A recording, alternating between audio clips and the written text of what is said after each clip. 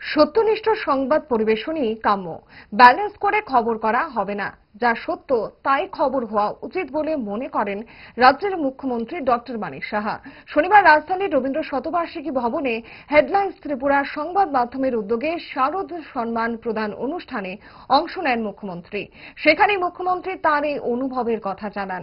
এদিনের অনুষ্ঠানে উপস্থিত ছিলেন রামকৃষ্ণ মিশনের মহারাজ স্বামী শুভঙ্করানন্দজি মহারাজ এবং রাজ্যের মন্ত্রী সুশান্ত চৌধুরী, রতনলাল নাথ, সাংসদ রাজীব ভট্টাচার্য, বিধায়ক দীপক মজুমদার সহ রাজ্যের বিশিষ্ট প্রবীণ সাংবাদিকেরা। এদিন শারদ সম্মান প্রাপকদের হাতে সম্মাননা তুলে দেন অনুষ্ঠানে আগত অতিথিরা। অনুষ্ঠানে মুখ্যমন্ত্রীর সংবাদ মাধ্যমের সামনে সমাজের জন্য কি ধরনের ভূমিকা থাকা উচিত তা তুলে ধরে কি বললেন শোনাবো। ভালো ভালো নিউজ আমরা দেখতে পাই সমাজের জন্য। শুধু হেডলাইন্স ত্রিপুরা, এখন আমি যা দেখছি সমস্ত চ্যানেলগুলো এই কাজটা করছে। শুধু খবর পরিবেশন না, অন্যান্য বিভিন্ন সামাজিক কাজেও ওনারা এখন কাজ করছেন। আজকের যে শারদ সম্মান প্রদান, সেটাও একটা বিশেষ কাজ আমি বলবো।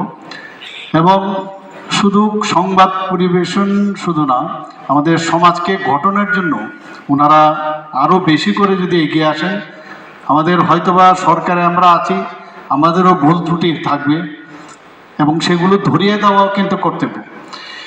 কিন্তু সেগুলো ধরতে গিয়ে আবার কাউকে, বিশেষ কাউকে, এটা আমাদের মধ্যে আমরা হিউম্যান বিং, কাউকে অনেক সময় আমরা মনে করি যে ওনাকে একটু সামনের দিকে এগিয়ে নিয়ে যেতে হবে বা তাকে একটু নিচু দেখাতে হবে, এই ধরনের একটা মানসিকতা আমি দেখি। তো এর থেকে আমাদের কিন্তু এগুলো আমাদেরও কর্তব্য যে আমরা আসলে আমরা কি চাই।